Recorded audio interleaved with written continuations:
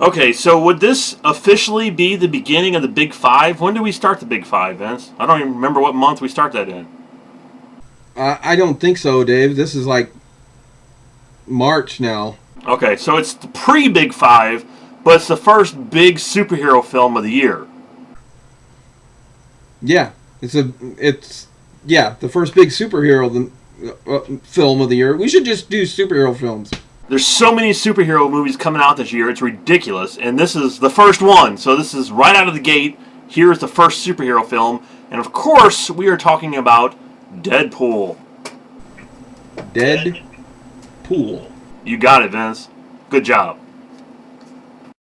Deadpool. Alright, so we should do an R-rated review here, Vince. Do you want to do an R-rated review? Fuck, why not? Okay, so first of all, everybody was losing their dick over Deadpool. I myself did not lose my dick over him. What about you, Vince? Did your dick fall off over Deadpool? No, Dave. My dick did not fall off over Deadpool. Well, it's like every fucking person on the fucking planet was talking about this movie, Vince. And it's like 2 years before this movie came out, all I heard was Deadpool, Deadpool, Deadpool. You know, Ryan Reynolds is playing Deadpool. Oh my god, oh my god, oh my god. And it's all over Facebook. It's all over anywhere I go, Deadpool, Deadpool, Deadpool. That's all I ever fucking heard about. Right? And it was pretty much the new Star Wars. I mean, it was everywhere. You could not go anywhere without seeing Deadpool. Well, yeah, it was like that, but I mean, it got worse as the movie was coming. And like in the last couple months that the movie was coming out, it got worse. I mean, it was like Deadpool shit everywhere. And, you know, I go to conventions. I know Vince don't go to the conventions, but I go to conventions. And when I go to these conventions, I mean, there's 1,000 Deadpools everywhere. I went to Dragon Con this year, and there was literally probably 3,000 Deadpools. I have video of it even. I know going into it that I know you yourself probably didn't know much about Deadpool. Like me, I knew very little about the character.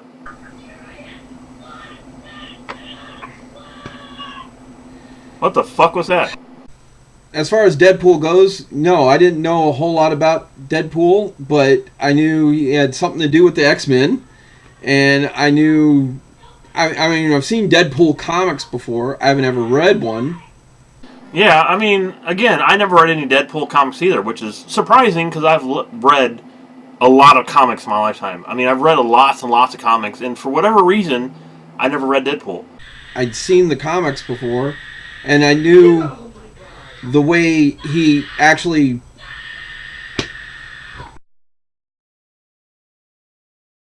Okay, so Deadpool, I knew of him, and I knew that he's basically kind of like Spider-Man and the Mask put together. Yeah, he talks in thought bubbles, but then he also talks to the person who's reading the comic. Exactly. He's sort of the Ferris Bueller Spider-Man R-rated version of that.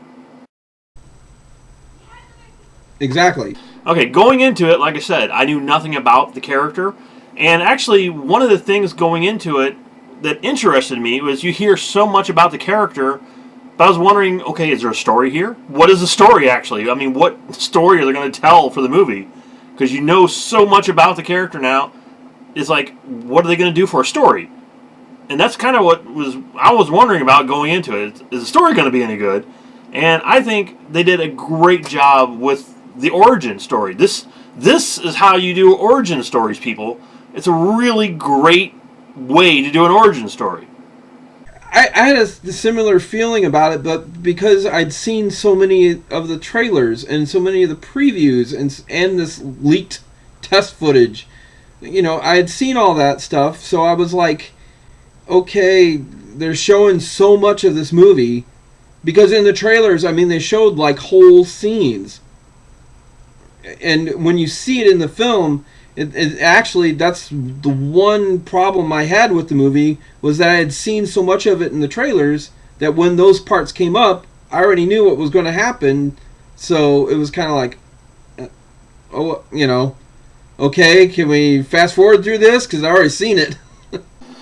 Well, I think the problem with the movie was that Marvel was afraid of it because it was. They keep saying it was like the first Marvel R-rated film, and that's not even true.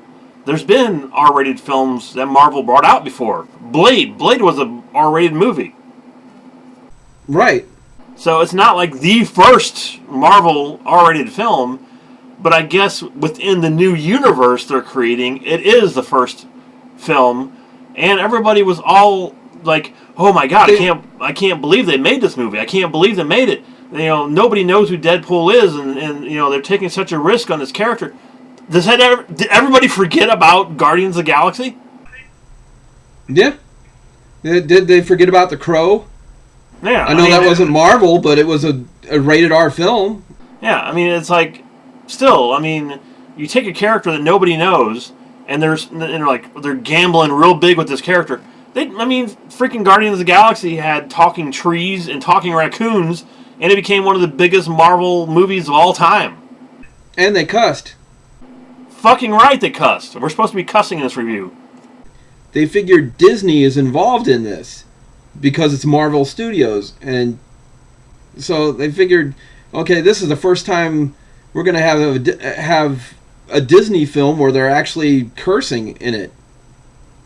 But just like Guardians of the Galaxy, I had so much fun watching this film because it seems like Marvel has finally figured out people like weird. People like movies that are not, just dark, brooding, serious superhero films like the Civil War coming out and the Avengers and all that stuff. They also like their comedy with their superheroes. I don't know if it's that necessarily. I think they're just on a high right now. I mean, with all their characters anyway. They're just doing well with all their, it's like the next Marvel movie or the next Marvel character that's coming out, everybody's getting excited for. And you know why that is? Because it's fun, and they all have their own fan bases, for one thing. The people who love Deadpool, people who are obsessed with Deadpool, who read the comics, who go to these conventions, who dress up as Deadpool, this movie was made for them. And that was one of the reasons why this movie was so great, was because it was made for the fans. It really wasn't made for the wide public. This was a Deadpool film for fans. It's like you take an obscure character, you make it for the fans. The fans will get it. They get all the jokes. They get everything that's happening in the film. And I don't know so much about people who don't know Deadpool is and go in there expecting they're going to see it because it's made $1 billion. That's why they're going. But it was made for the fans, and I respect Marvel so much for doing that. Speaking of that, though, that's also why it made the money that it did. I mean, it was in the first, because they were going on, well, this could even make as much as Star Wars The Force Awakens and that. And it's like, no, it's doing really well, no doubt, but I don't think it's going to touch Force Awakens. I love the film. I'm going to tell you right out, I love the film. I love the character of Deadpool. I think some people, it bothered them that he's cracking jokes through the whole film. There's almost no point in the movie where he's taking anything seriously, but that's the character. I mean, that's Deadpool. That's what he does. Yeah, I loved the movie. I thought it was a great film. My only issues, like I said earlier, was that I had seen so much of it already, and so when it does happen in the movie, it's like, okay, well, I've already seen it. I mean, there is plenty of other stuff that happens in the film, no doubt. I mean, there's a lot of stuff in this movie, and a lot of story in the movie, but like I said, I'd seen so much of it already. It was kind of like, like the first half of the film takes place on that bridge. Well, I'd seen most of that. I mean, they show almost the entire bridge scene between all the trailers. Yeah, I didn't watch that many trailers. I watched one trailer for it, and then I stayed away from it because, like I said, I wanted to be surprised by it, but it was so hard to stay away from it, hearing about it, but I didn't really watch that much stuff. So you watched all this stuff. I watched the one trailer that was the bridge trailer, and that was it. I never saw anything else. I was gonna say I ended up watching it not by choice though. I didn't like say, okay, there's another Deadpool trailer, I'm gonna watch it. It was more I was going to the movies, so here's Deadpool. The thing with Ryan Reynolds is he hit the jackpot here, and he knew this was his winning lottery ticket. He knew that if he got that role of Deadpool, he will be Deadpool for the rest of his life. I mean, this was his golden ticket, Vince. This was his Willy Wonka fucking golden ticket that he had holding in his hands. He knew it all along, and that's why he wanted this movie so bad, because he knew this is it. You know, now he has a career. Every movie he's been in up until this point has been a massive failure. I don't think he's had one big hit. This is basically his Han Solo, or his Indiana Jones. You know, he's the one that made the character. This is his Superman, Christopher Reeve's Superman. You know, that's him. You know, after this, you won't think of anybody else playing Deadpool. So in all, I thought the movie was great. And one of my favorite X-Men characters, I love Cyclops. Cyclops is one of my favorite X-Men characters. He's always been one of my favorite X-Men characters. But, you know, the other my other favorite character has always been Colossus. I've always loved Colossus because I just think he's a really cool character, and I loved the way he looked all the time. And it was great to finally see him having a somewhat starring role into a movie.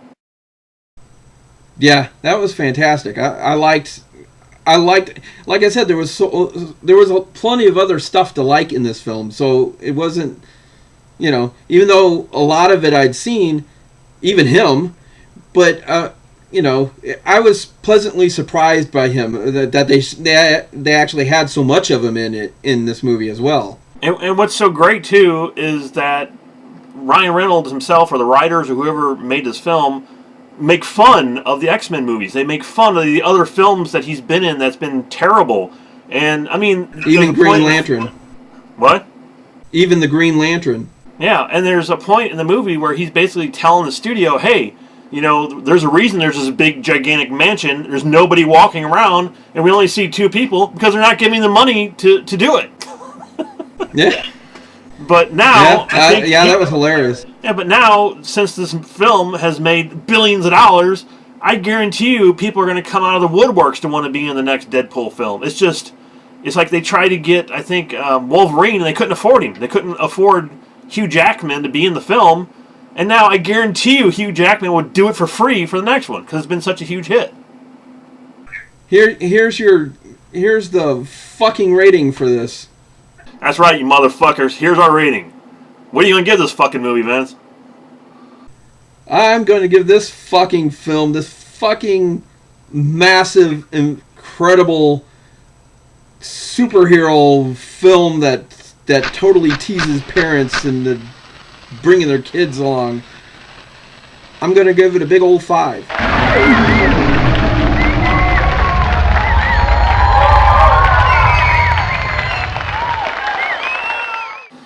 Yep, and I agree with you. This is a 5 out of 5.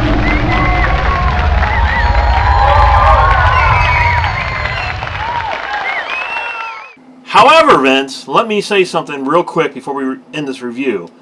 As great as Deadpool is, it is going to change, I believe, is definitely going to change the way superhero movies are marketed, the way they are seen, the way they're going to be rated from now on. This is a game changer. It's going to change everything. Well, okay. I mean, they're already talking about making the next Wolverine movie R-rated, because they were so afraid to make an R-rated superhero film, thinking that, oh my God, you know, nobody's going to go see it if it's R-rated. We're not going to make any money back. But now, seeing the huge success of this film, pretty much anything that's going to come out is going to be R-rated now. Well, that's also because, like I said, Disney was involved with Marvel. So that's what they were afraid of.